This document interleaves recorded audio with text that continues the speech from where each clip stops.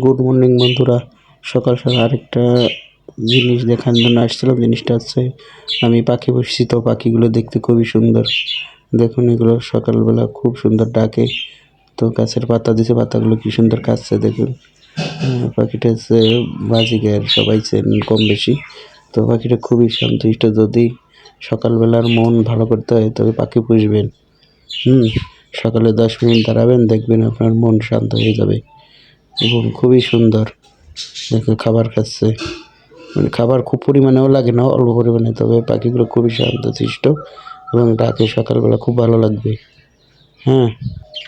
তো তুলসী পাতা দিয়েছিলাম আমি কিছু, দেখেন তুলসীর পাতা কিছু খাইছে, কিছু খায় নাই। আবার ওই যে উপরও অল্প দেখা গেছে, ওই যে দেখেন, ওই যে পাখি। আবার ওই যে আমার হাঁড়িটা একটু হয়ে গেছে, তো হাঁড়িটা দেখে আবার করে যায়। ঠিক আছে, সুন্দর।